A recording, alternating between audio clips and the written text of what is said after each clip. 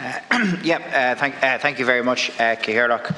And first of all, I'd like to join with you, Las Cahirlock, in welcoming May and Pat all the way from the great state of Louisiana over here. You're both very welcome as guests of our Las Cahirlock Senator, Mark Daly, who is extremely well known, not just in Capitol Hill, but we're right across the United States of America, and that is true with your presence here today, so we really appreciate that.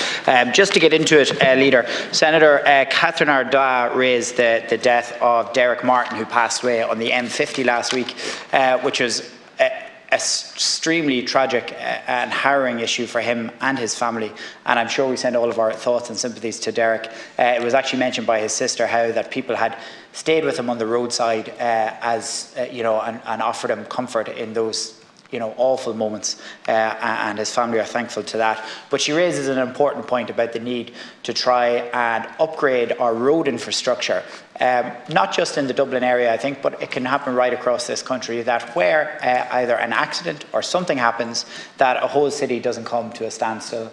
And that is based around good planning, that is based around emergency action being able to come into place, and it is something that will definitely be raised with the Minister. She also brought up the issue of the Irish Physical Activity Alliance, who are essentially calling for a tax rebate, the M1 Med form. I'm all for cutting taxes, I'm all for putting money back in your pocket. It's something it's a political view of mine, so that is something that I'm definitely willing to take it back to the Minister for Finance, because it is a simple thing. It increases activity, it's very good for people of a certain age, and anything that we can do to increase people into further physical activity while cutting taxes at the same time, I think in my view is a good thing. And Revolut, look, I'm a huge fan of Revolut, would absolutely agree with Catherine Ardagh. One of the best things about Revolut is they're actually introducing a huge amount of competition into the market. They're now getting into mortgages. I see it myself with loans that I've been able to get from Revolut, which were really, really impressive. And I'm really looking forward to seeing what they can do in the Irish banking market. Senator Martin, really just want to commend you on introducing a very important piece of legislation today. At every time over the last 4 years of this term, you've introduced and championed important pieces of legislation, particularly in the judicial area, and you're doing so again today, and as a credit to you and the issues that you're working on. Senator Boyhan raised a number of issues, particularly about the IFA document, which is quite a good thing that, especially when it comes to the IFA, it's not just about urban and rural, that there are various different issues, whether it's in Dublin or whether it's in parts of rural Ireland, and the IFA are championing that, whether it's on CAP, the forestry sector, nitrates, ash dieback, and that is a very good thing the IFA are doing, because it is very, very important, as we've seen in recent weeks, about who we send to the European Parliament, who we send to champion Ireland's cause in the European Parliament, and also who we send into our local authorities. And all of us were elected to local authorities previously, so we know what we're talking about there. He also mentioned about the funeral of Tony O'Reilly, who was obviously a huge visionary for this country in terms of business, achieved a huge amount in championing Ireland Inc., but also had a hugely successful career on the rugby pitch, both for Ireland and the British and Irish Lions. Senator Mary Siri Carney discussed two issues. The first was the local enhancement scheme.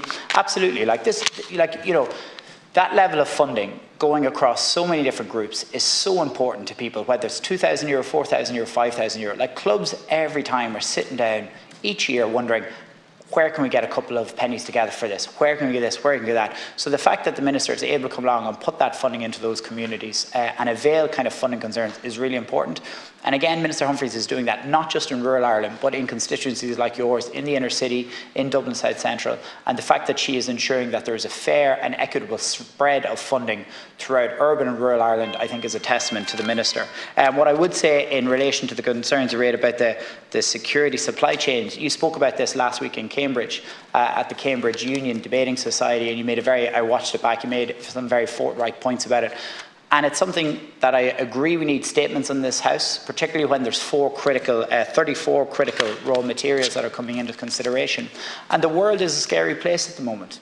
What we see happening in Eastern Europe, what we see happening in the Middle East, what we see happening in parts of Africa.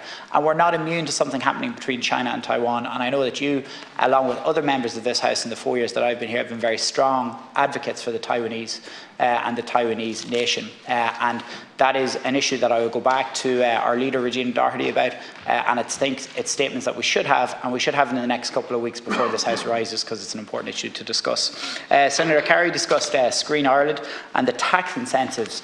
And the tax incentives absolutely are quite good to attract the film industry here to Ireland, but I absolutely agree with you. It has to be regional based. It can't just be centred around a Dublin or a Cork, you know, whether that's your area of the Midlands, Longford, Westmeath, whether it's my area of the border counties. If we can spread that type of film industry around this country when it comes here, I think that's something as a government that we should really be trying to promote and encourage.